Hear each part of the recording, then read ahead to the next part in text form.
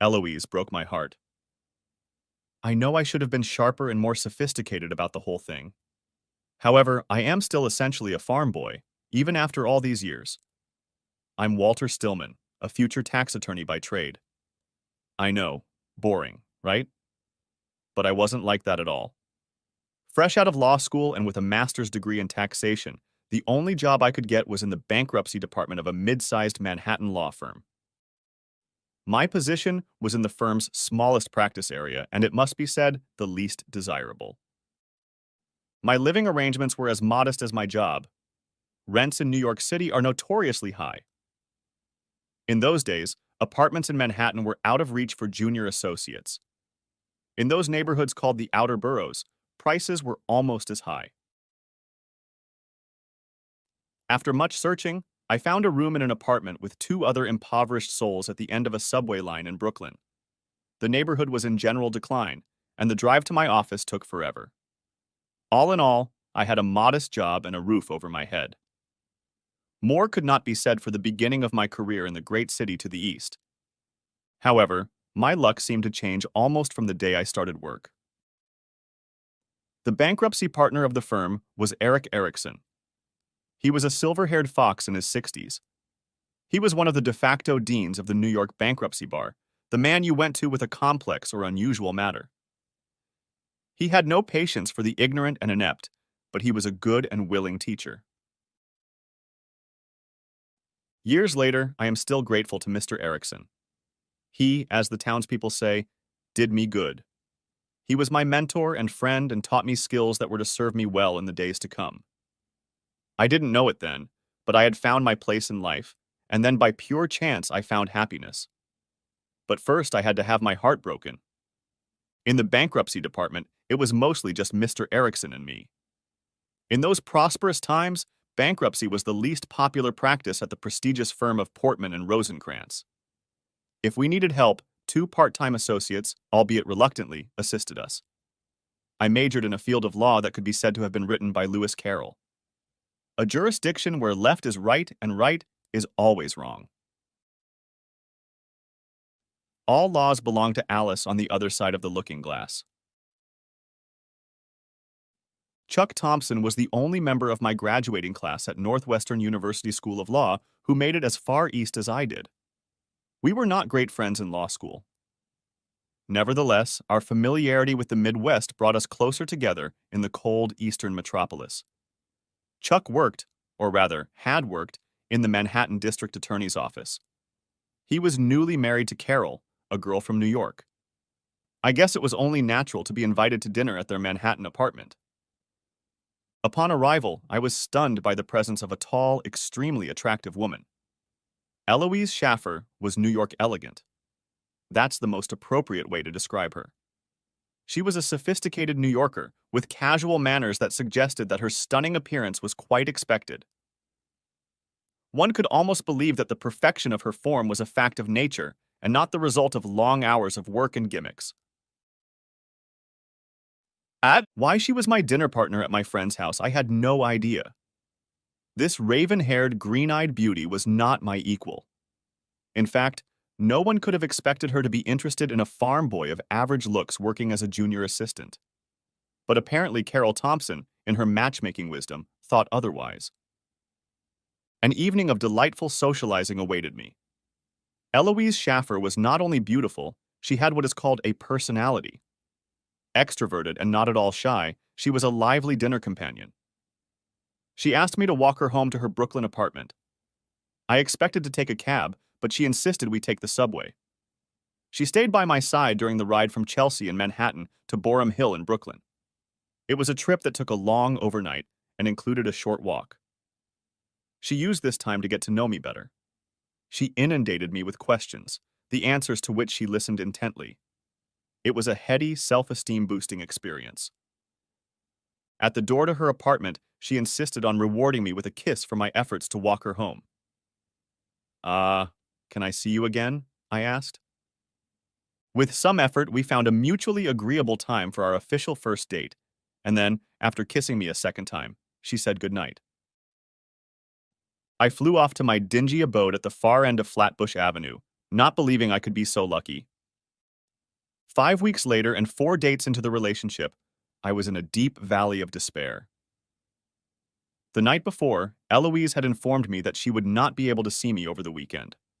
The reason was her prior commitment to another man. With great difficulty, I extracted from Eloisa the name of Rodrigo Ruiz. He was easy to find. He was the state labor commissioner, a very tall, handsome older man. He was the kind of man you'd expect from a woman like Eloisa. Apparently, I wasn't hiding my despair very well, because Mr. Erickson called me into his office. "So, Walt, what took that silly Midwestern smile off your face and left despondency in its place?" questioned Eric.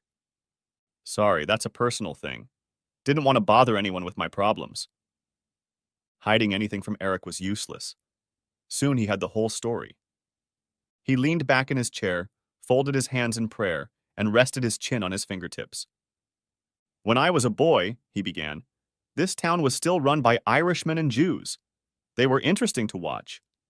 Third and even fourth generation Americans who spoke with detachment or inserted Yiddish phrases into their speech. They were men and women who had graduated from Fordham and Columbia University, but had mastered the art of being professionally ethnic. Now they're gone. Sometimes I miss the fun they used to bring to the art of politics. Now politicians are professionally black or Hispanic. They lack the same pathos, or so it seems to me, and I think they take themselves too seriously." "I'm sorry, Mr. Erickson. I don't understand." "My fondest wish is that you never lose your Midwestern innocence," he said, sighing. "Walter, your girlfriend's man was born Rodney Kaufman.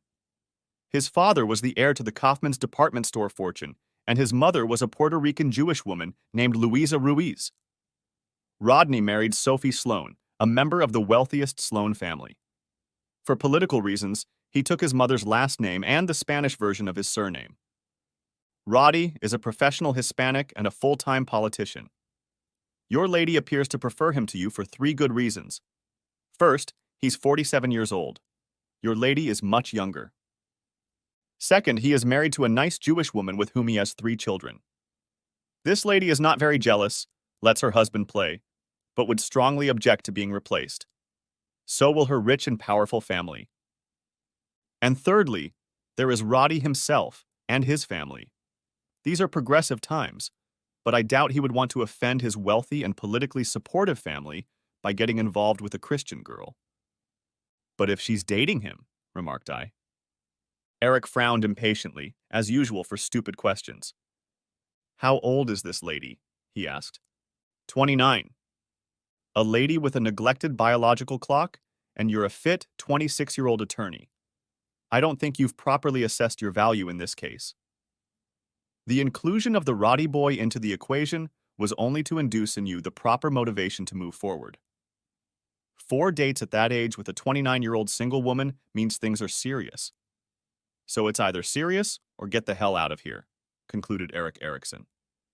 After talking to my boss, I felt better and moreover, emboldened. On the next date, I pushed on and was rewarded with a heated response. "If we're moving forward, I need to know you're serious," she said. I could ask the same thing. "Are you speaking generally?"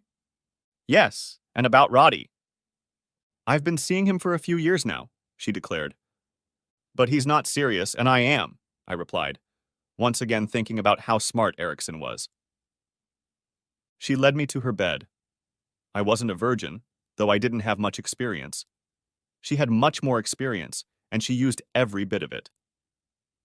I barely survived the night. A week later, I moved into her apartment. It was a large apartment by New York standards with one of those corridors that seemed to stretch endlessly. The proposal was inevitable. She started hinting as soon as I settled into the apartment. When we met, Eloise was 29 years old, working as a junior executive at Sanderson Financial Management. She was already on the ladder of senior management, and shortly after we got engaged, she became a vice president. I had already figured out that she was smart and a bit meticulous, but her organizational skills almost stunned me. The wedding preparations took barely 6 weeks. She was the eldest of 3 children in the family and the only daughter. Her father was also a lawyer, but he was a real estate developer in Westchester and Putnam counties, north of New York City. As far as I could make out, he was heavily into politics. So the wedding turned out to be really big, and they planned it so well and quickly. Death had reduced my family to one sister. Nancy was now living on the West Coast in Portland with a friend of hers. She stopped talking to me the day she informed me she was a lesbian. Maybe I didn't show the proper enthusiasm, but some kind of chasm had opened up that could no longer be closed. I invited her to the wedding, but she declined. There was a comfortable period in my career. I was now doing less complicated things without Eric's help. He made no secret of the fact that he was grooming me for the job. The bankruptcy was in a slow cycle, and Eric made no secret that I had better be ready when things picked up because he was preparing for retirement. You have everything you need, a fair amount of intelligence and a pleasant personality, but you need to learn how to work, he said. I'm studying the laws and cases diligently. Yeah, but you need techniques they don't write down. I learned a new technique the Friday before the wedding. Eloise and her mother had chosen Labor Day for the wedding. There was something I didn't understand about the early date, but it also meant we had a weekend to prepare and could fly out on the honeymoon to the Caribbean that her parents were arranging for us the Tuesday after the wedding. The bags were packed and leaned against the wall in the long hallway of our apartment. 3 for Eloise and 1 for me. I was a little nervous about the wedding, but I didn't have time to think about it that morning. The week before, my bride-to-be had flown out to the family home in Westchester so we could be apart before the wedding. It would make the honeymoon even better and keep my wedding worries from knocking my hubby out, she said with a laugh. At 10 o'clock on Friday, the last business day of August, 3 days before the wedding, I had a hearing in bankruptcy court for a first-day order. Such an order is issued in the early stages of reorganization to set the rules for the debtor's continued operation under the protection of the court. If the case is small, as mine is, the hearing is not very formal, usually with only a few attorneys present with the judge. Mostly the bank's lawyer and the debtor's lawyer, such as myself. Judge Marks usually stuck to the rules. That Friday, I walked into my office ready to grab my folder and head to court, but the clerk informed me that the judge's secretary had called and scheduled the hearing over the phone as soon as I walked in. I immediately became nervous. The judge's clerk connected all the parties, and Judge Marks said, "So, Amanda, tell me what your problem is with this ruling." Amanda Moskowitz was the bank's attorney. She was smart, and she knew the law. Her arguments were precise and hit the weakest points of my request very accurately. She was an excellent attorney, but not overly personable. She was nicknamed Sugar, which made no sense. She was short, less than 5 feet, and chubby, especially in her lower half, but I always thought she had a cute face. When Amanda finished, I tried to speak, but the judge interrupted me. "The order has been accepted. My secretary will fax it to the parties," he said as the phone went silent. Amanda only laughed when I asked her, "What just happened?" "Judge Marks got tickets from my firm yesterday for the last few days of racing at Saratoga. He needs to be north of Albany by 1 o'clock this afternoon. He can't talk to us on the phone.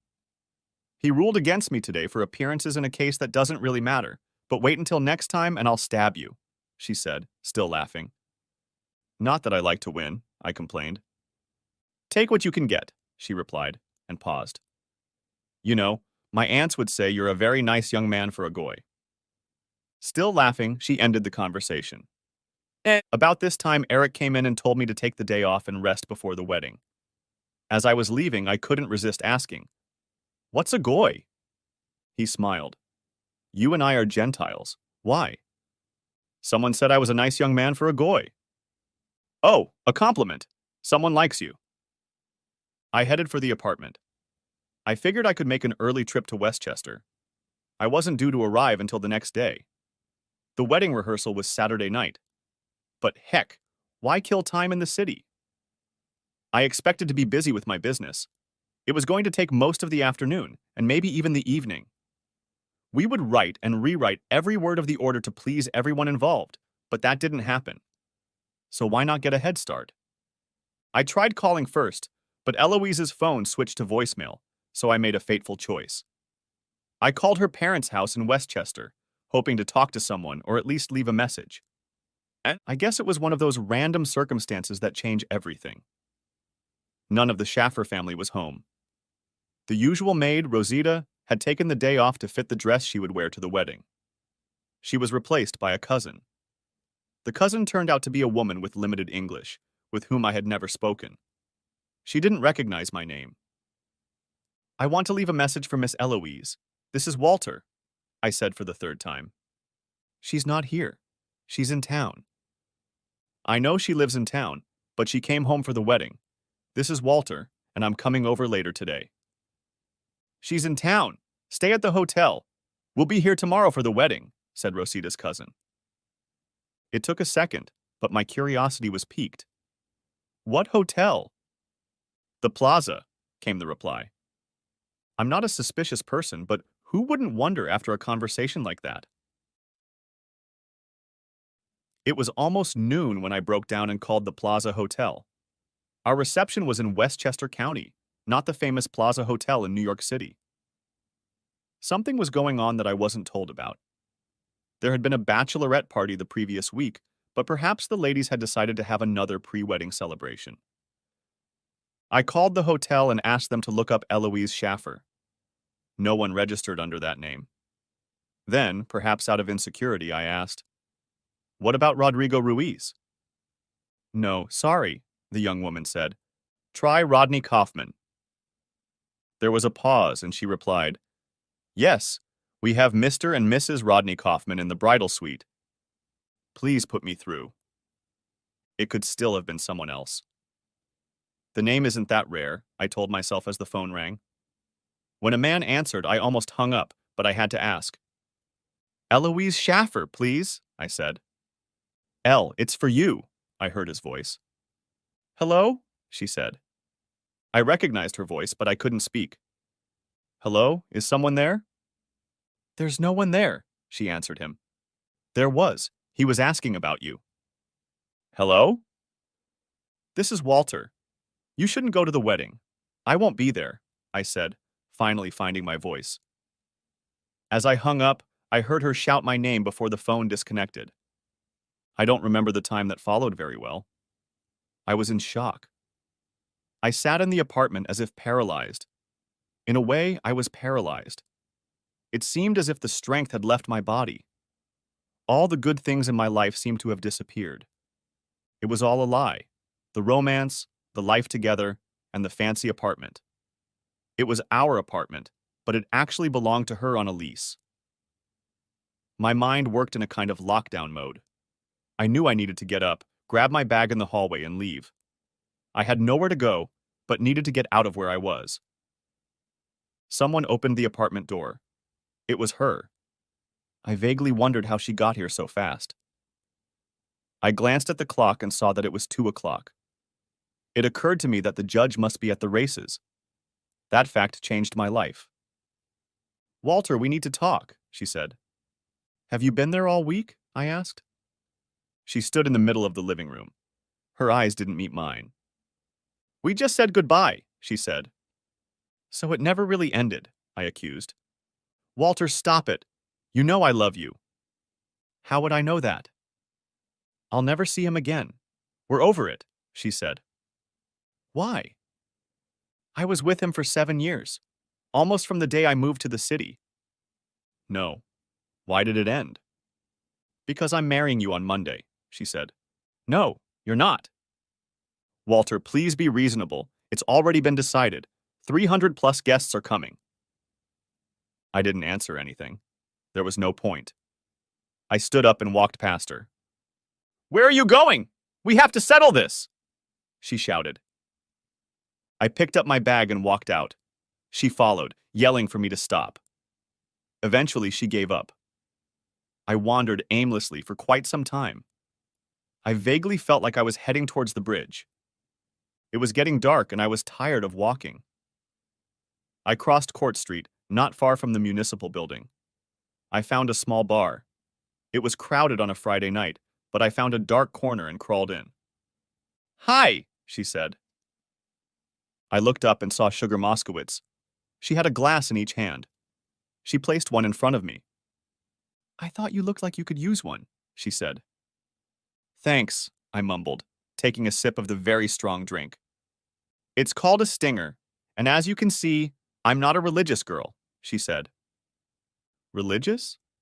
She smiled. It was a beautiful smile, and she explained, "Drinking in a singles bar with Goyim on a Friday night. And what can I tell my mom about that suitcase?" When she said that, I lowered my eyes, suddenly remembering my suitcase. "Oh, well, I had to leave. After all, it's her apartment," I said, taking a sip of the drink that was chugging all the way down. Sugar Amanda didn't ask me any questions. She told me funny stories about herself and people we mutually knew from bankruptcy court. It's a small specialty and everyone knows each other. She kept my glass full and tried to make me laugh. I think she already knew I was engaged and getting married soon, but she didn't seem surprised that I was in a Brooklyn bar with a suitcase on the Friday before the wedding. Perhaps she had had a few drinks before I arrived and didn't realize the significance of the suitcase and where I was now. And practically the only thing I remember about that night is Amanda helping me into the car and saying, "It's a short drive."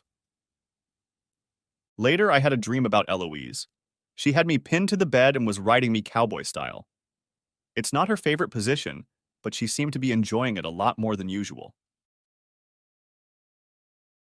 Next chapter. I needed to go to the bathroom. It was an absolute necessity, but as I got out of bed, I realized I had no idea where I was. The apartment had changed. For a moment, I was completely disoriented, and then it all came back to me in the form of one sharp and painful memory. I had walked away from Eloise in her apartment. And where was I now? My head hurt like someone had stuffed it with absorbent cotton. I couldn't remember much about the night before. I remember going into a little bar on Court Street. Someone I knew appeared there. For a moment, I couldn't remember who it was. And then I remembered. Amanda Sugar Moskowitz. What was she doing there, and what was I doing here in an unfamiliar bed? I was in a small room. It barely fit a double bed. There was no other furniture in the room. The bed was directly adjacent to a window that stretched from the middle of the wall to the ceiling.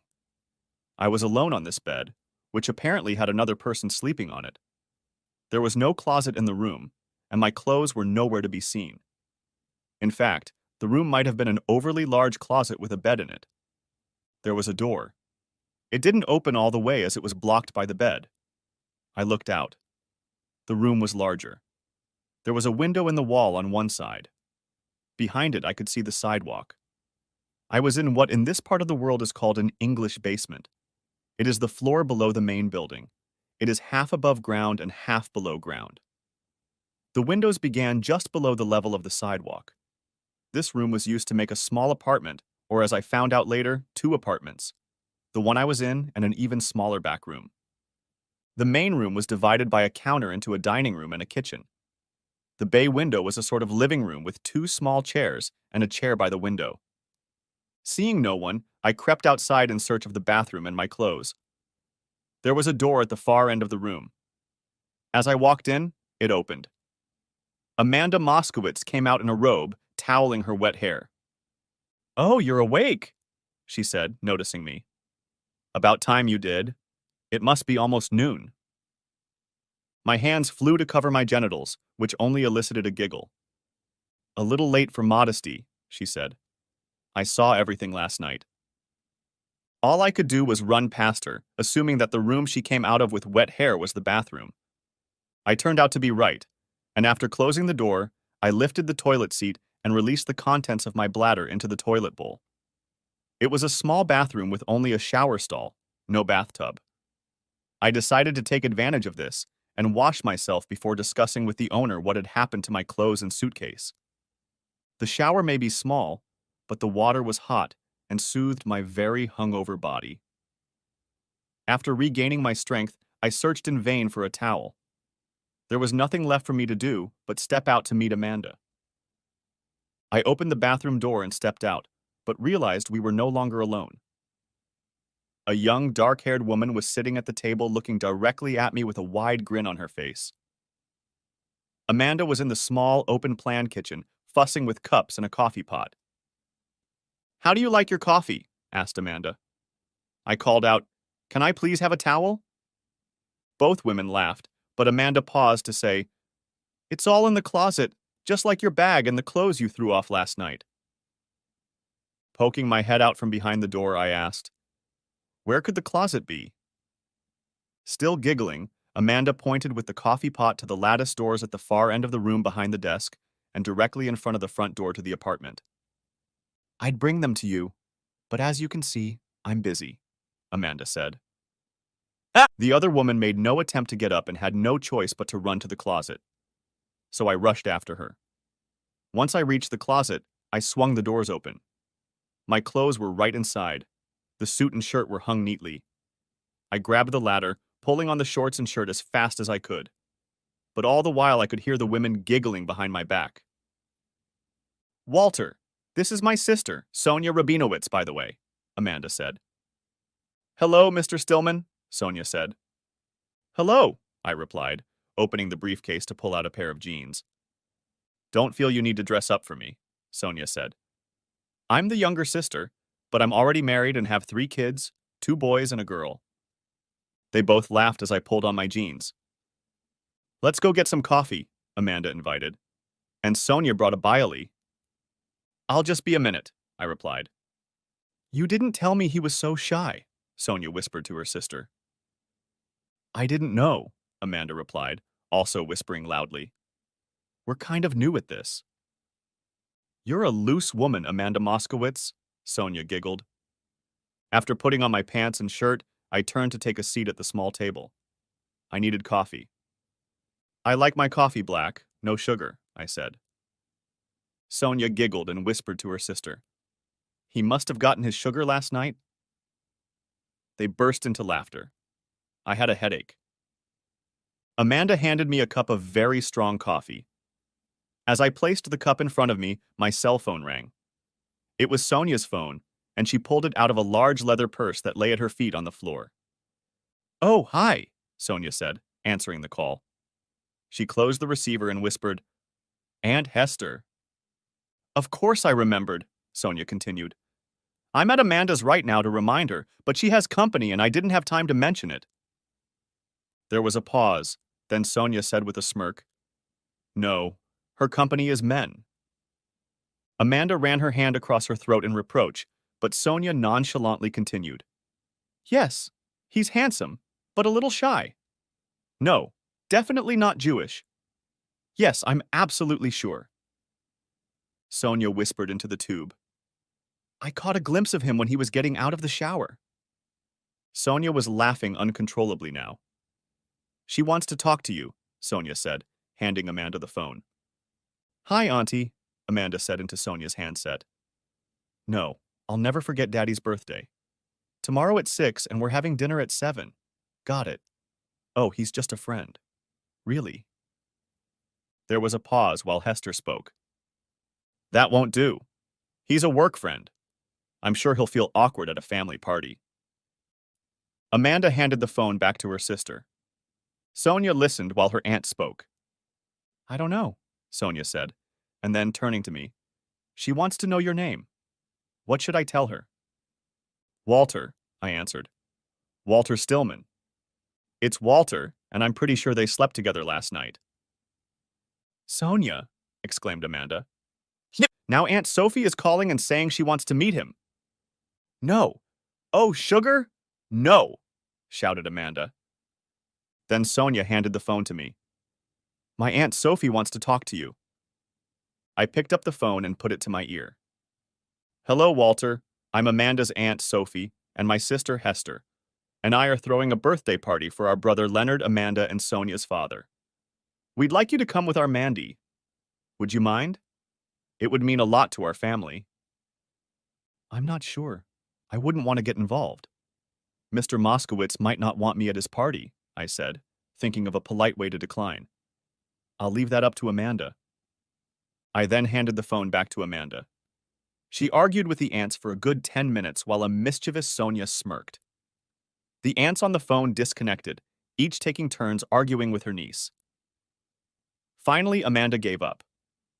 Okay, I'll get him, she said, and then hanging up the phone added, Sugar, sugar, sugar. That's what she does, said Sonia. What? I asked. Substitutes the word sugar, like we don't know what she's really saying. With one last grin, Sonia stood up and said, Well, it looks like my work here is done. Time to let my husband go before my children drive him crazy. Left alone, Amanda turned to me and said, Look, you don't have to come. My family can be overbearing sometimes. I just don't understand why your aunts want an outsider at a family celebration. Amanda gave a short, almost sad laugh and said, Sonia is my younger sister by almost 4 years. I turned 30 on my last birthday. She already has 3 children.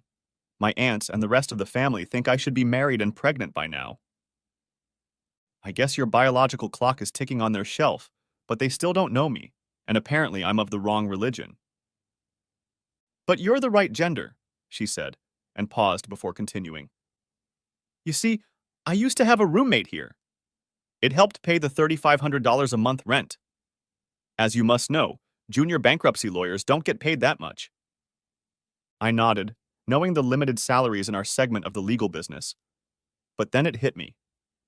There was only one bed here. Your roommate was a woman? Yes, but don't jump to conclusions, Sugar said.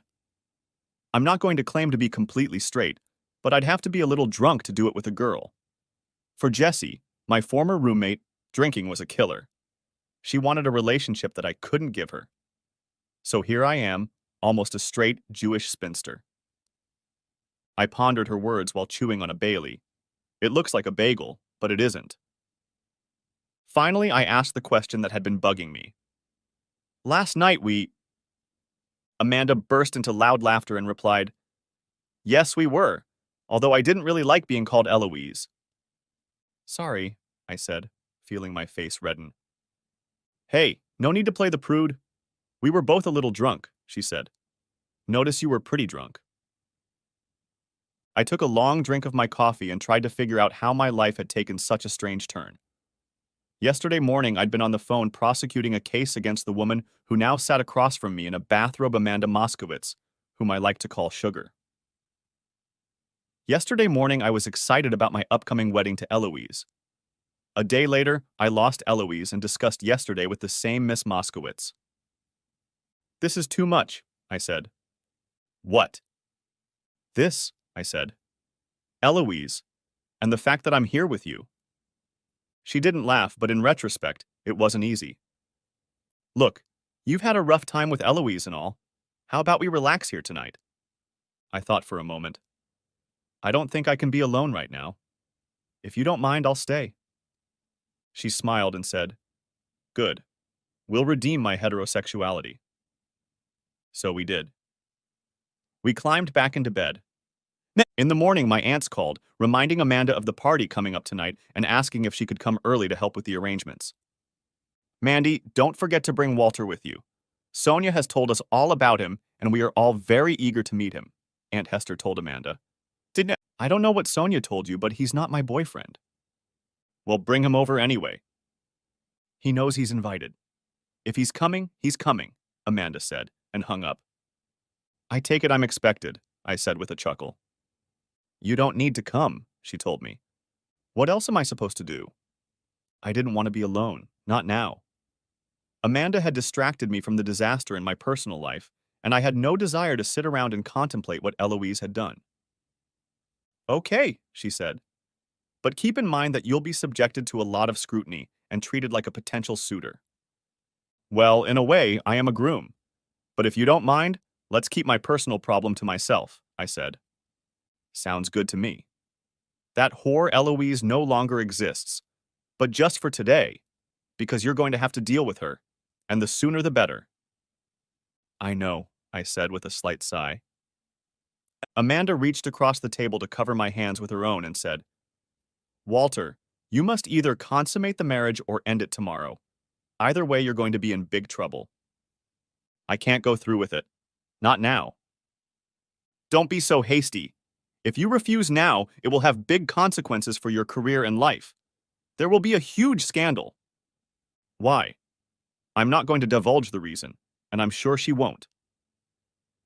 Oh, my poor innocent, she said, squeezing my hands tightly. Do you really think people didn't know about Commissioner Ruiz and Eloise Schaffer? They've been together for quite some time. I thought they'd broken up. Amanda didn't laugh, but her crooked smile said it all. I'd been played. Eloise had been dating Ruiz the entire time we'd been together. But why? I asked. If she wants to remain his mistress, there's no point in bringing me into it. He wants to run for governor next year, she said. Your marriage to Eloise seems to have ended the affair, and you were a good catch. The kind of young, decent, professional, heterosexual man every cis woman in New York is looking for. Cis woman? A person who identifies with their sex by birth. In this case, a woman, Eloise Schaffer. A young woman who needs a partner to shut down rumors of her affair with an older married politician. She played me, as you New Yorkers like to say. Oh, don't feel sorry for yourself. She was probably just saying goodbye, as she claimed. A week before our wedding? Would you rather she did it next week? I'd prefer she didn't do it at all. In fact, I insist on it. Well, you got your revenge on her with me. You can still go to Westchester and marry her. That's not going to happen. Hey, you need to get a grip before you do rash things. If you don't show up at church tomorrow, people are going to ask why. Let them. Okay, time out. No one needs a scandal. You, my friend, are a junior lawyer in the bankruptcy department. On the other hand, Commissioner Ruiz is a very big figure. If you make a wave, his boat may rock, but yours will go down. Do you mean that I shall lose my job? So what? I say you'll lose your career. No one will hire you. I had to pause, but not for long. Amanda, I said, I may be just an unsophisticated guy from Iowa, but when Eloise accepted my offer, she made a commitment to me. She didn't keep her commitment, and I won't be forced to keep mine. Amanda only shook her head. Finally, she said, Come on, you stubborn cornhusker. Get dressed. I'm taking you to meet my family. It's not every day they get to meet a real live Presbyterian.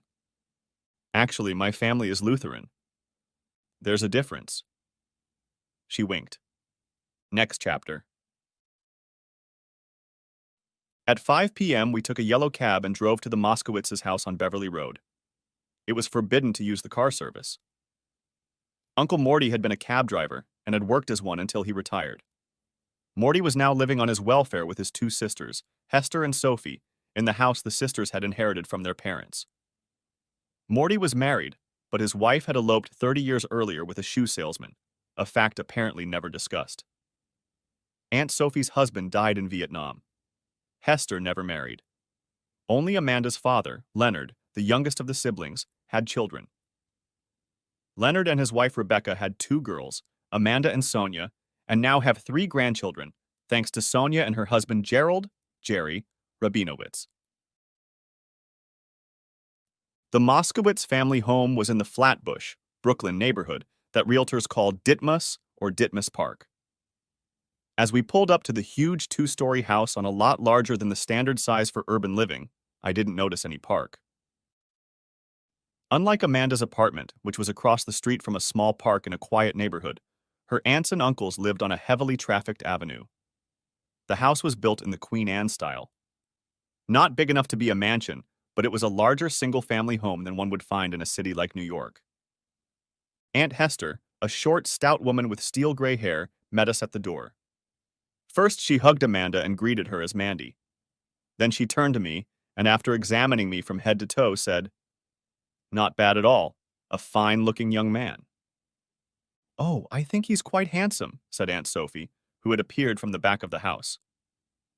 Sophie was a tall, dark-haired woman. The 2 sisters seemed an incompatible pair. Sophie hugged Amanda, and both aunts led us into the kitchen where the evening meal was being prepared.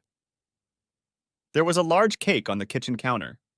The kitchen smelled of roast meat that was cooking in the oven and the sweet aroma of vanilla. Mandy, can you peel our potatoes for us?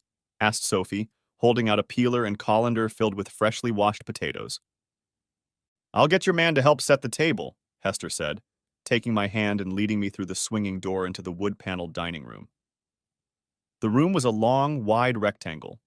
A thick burgundy carpet covered the hardwood floor. Dark oak paneling rose from the floor to half a wall where artfully rose-embossed paper pulled the eye upward. The ceiling was an intricate lattice of mahogany and oak. A modest chandelier dangled down from a medallion decorated with ornate carved mahogany flowers. Hester led me over to the china cabinets along the near wall. The cabinets took up most of the wall along the short side of the room. The shelves of the cabinets were filled with numerous sets of china plates. She led us over to the far cabinet and said, "We're going to use these plates today." Having said that, she smiled at me and said, "It's not easy being a Jew. You need all these dishes." At the time, I had only a vague idea that one set was for meat and the other for milk.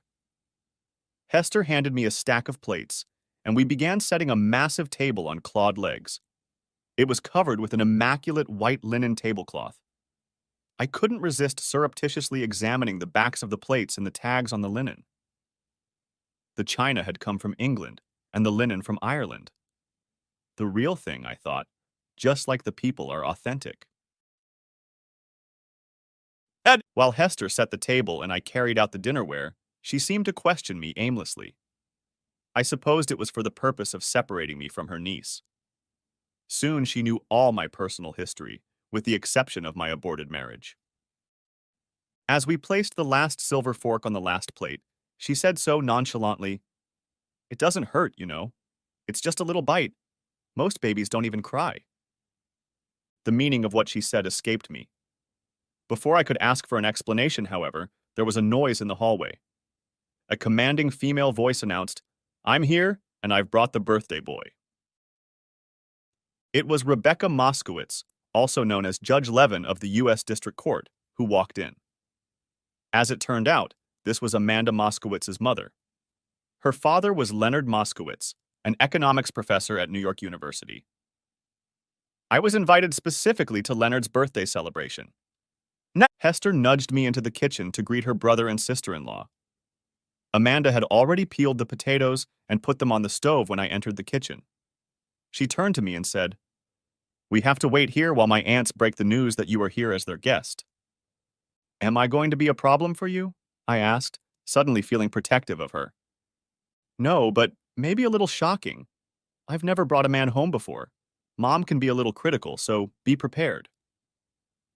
It was an awkward situation, and it only got worse when we were called into the living room to introduce me to her parents. The living room was a large, cozy room, furnished in the style of the first half of the 20th century. It was relaxing to be in, but I could feel the tension. On the way out, Amanda pulled a small box out of the light jacket she had hung in the hallway when we arrived that afternoon. The box was clearly wrapped as a birthday present. When we entered the living room, there was an awkward silence. Farter Sugar broke the silence with a smile and a joke. "Is this young man my birthday present, Mandy?" he asked. "No, Dad," Sugar replied quietly. "I brought you this." She walked over to hand her father the gift she had brought. She didn't let go of my hand, and I realized that she had been holding it tightly for a while. "Well," her father said, "I was hoping for a son-in-law, but I'm sure I'll like this." At those words, he smiled at his daughter. Opening the bag, he pulled out a baseball, clearly used. His smile widened as the others looked at him in confusion. Leonard said, "Thank you," and then held out the ball. "It's a Mets autographed game ball," he said, and stood up to hug his daughter. I heard him whisper in Sugar's ear, "I'd still prefer a son-in-law." Sugar whispered something back, but I couldn't hear it. Her father chuckled, but when I looked back, her mother was staring at me intently. Just then, Sonia arrived with her husband and 3 children. The little ones rushed into the living room to take their place at the center of everyone's attention. "Oh, it's good you came," Sonia said, giving me a brief hug. After introducing me to her husband Jerry, a tall, thin guy who could have been blown around by a good breeze, Sonia said, "This is Sugar's new love. As you can see, at least she got the gender right this time." Jerry shook my hand and said, "Don't mind Sonia. She just likes to take jabs at her big sister." Soon the conversation in the living room turned to the subject of the children's latest adventures and the gifts they had brought for Grandpa. It was nice to be out of the spotlight, but I could feel Amanda's mother's intense gaze on me. There was the usual food for dinner, but delicious nonetheless. In the conversations around the table, you could feel the joy these people derived from being together. Every now and then, I would be asked some question. If Amanda could answer it, she would answer it for me. For more personal questions, I would answer simply or wave it off. Yeah, my parents are dead. The farm is in Iowa. I have one sister. I deflected all questions about my sister, in part because I didn't know how to answer them. Over coffee and birthday cake, however, the knives came out. Judge Levine was watching, and while the kids were busy eating the gooey cake, she struck. "Tell me, Walter, are you related to Stillman, who is marrying Eloise Schaffer tomorrow?" I paused before answering, but spoke before Amanda, who was sitting across from me, could issue the curt reply I'd anticipated. "Yes and no," I said. "I was supposed to marry Eloise, but it's over. And before you ask, your daughter had nothing to do with the annulment of my marriage." "True," Amanda's mother said, turning to her daughter. "Yes, really, if it concerns you," Amanda said, showing her hostility. "To tell you the truth, I didn't want to bring Walter here, but he was invited, and he was kind enough to come." I could see my mother was about to say something else, but Leonard Moskowitz spoke up and silenced his wife. "Rebecca, be quiet," he said, and before his wife could answer, he added, "Evidently the young man has found out about Mr. Kaufman. I've been watching Walter all evening, and he doesn't strike me as a man who could put up with it." It was as if he had splashed cold water in his wife's face. The judge was suddenly confused. Looking around the table, he realized that Amanda's parents were aware of the situation, but the rest of the diners were not. Amanda stepped in. "I've known Walter for a long time and admired him from afar. When I found him that night, lost and alone, I saw my chance to get to know him better. He was hurt by a truly wicked woman, and yes, Mom, I love him. He is too good a man not to love him." While she was saying this, Amanda walked around the table and hugged me from behind. "Good for my niece," Uncle Morty said, ending the conversation on the subject of Amanda and me. I don't remember much about what happened after that, except that there was an atmosphere of general satisfaction around the table. As we were leaving in a yellow cab, I turned to Amanda. "Are you serious?" I asked. "What?" she replied, trying to evade answering. I couldn't take it anymore and demanded, "When you said you loved me, did you mean it?" The cab became very quiet, and then she slowly raised her head and said, "Yes, I love you. When I first saw you many months ago, I wanted you. But now it's more than just attraction. I love you, Walter Stillman." Next chapter. 30 minutes later, I was arrested. Eloise had apparently sat in our apartment all Friday night, waiting for my return. Where, she thought, could I go? When I did not return the next morning, however, she became desperate. The wedding was scheduled for Monday, and she was suddenly afraid that I might not show up. In a panic, she called the only person she thought had more to lose than she did. Rodrigo Ruiz, aka Rodney Kaufman, immediately began a police search. It took them a day to canvass all the bartenders on Court Street to establish that I had left the Shadow Lady bar in the company of a short brunette. As Amanda and I took a cab 12 blocks to her apartment in Cobble Hill, the police began interviewing all the cabbies operating in the neighborhood that night. It wasn't until late Sunday that they determined that the cab dropped us off at the corner of Clinton and Congress. They quickly determined that the corner apartment in the basement belonged to Amanda Moskowitz, a woman who fit the description of my companion Friday night. The cops found only a dark and empty apartment, but, undaunted, put a couple of patrol cars on standby to await the tenant's return. Upon arrival, Amanda and I found an impatient quartet of officers. They quickly whisked me away, despite Amanda's objections. At midnight, I found myself in a small room that was in dire need of cleaning and a new paint job. I was seated at a table and chained up. No one explained what crime I was accused of. Someone opened the door and Eloise came in. She looked as beautiful as ever. "It's your fault," I demanded. My tone was harsh, and my anger and frustration were obvious. She looked a little taken aback, standing on the other side of the table. There were 2 chairs at her side, but she made no attempt to sit down. "Walter, please try to understand. When you didn't come home, I was worried that something had happened to you. And you had me arrested. For what?" "You are not under arrest, but in protective custody pending a possible psychiatric evaluation," said a tall, very handsome man. He was actually more impressive than he looked in the photos. He entered noiselessly and moved closer to Eloise as he spoke. He was more than 20 years older than me. All his efforts couldn't hide his middle age, and I could tell he was making a great effort to hold back the effects of time. "Rodney Kaufman, I believe." I said it with all the venom I could put into my voice. "Rodrigo Ruiz. But Walt, you may call me Rod, as I hope we become friends." "That's Mr. Stillman to you, and I have no desire for friendship."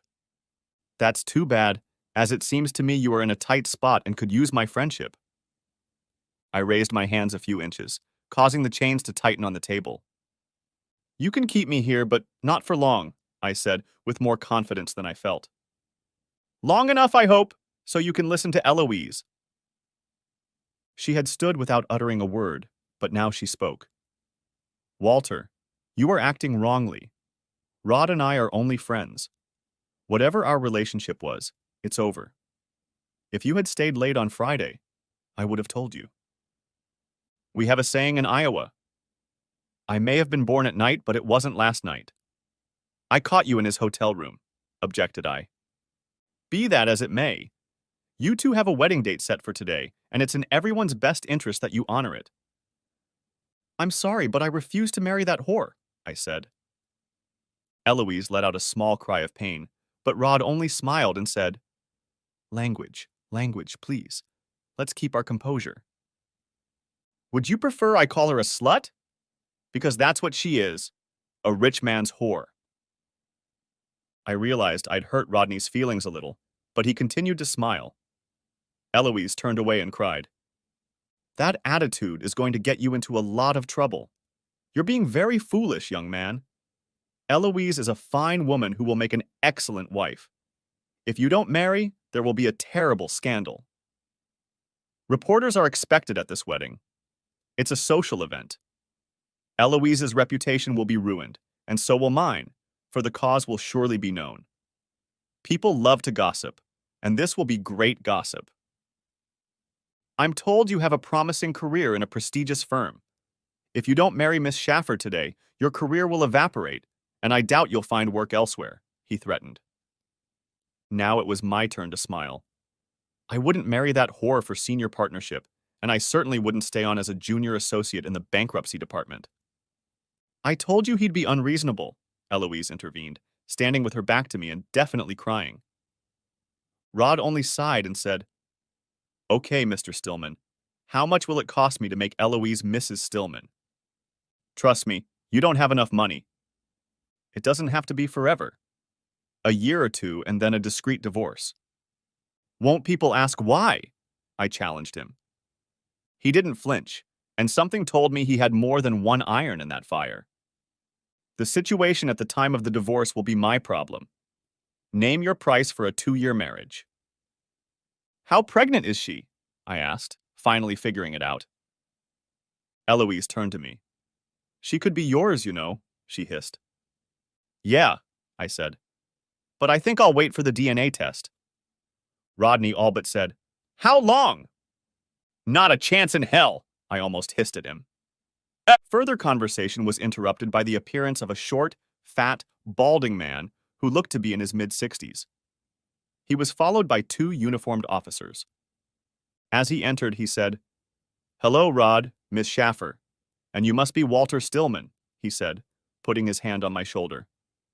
"I'm your attorney, Cy Lebowitz. And this," he said, holding out a paper to Rodney, is a copy of the writ of habeas corpus I just filed in the waiting room. You're up a little late, aren't you, Cy? Said Rod.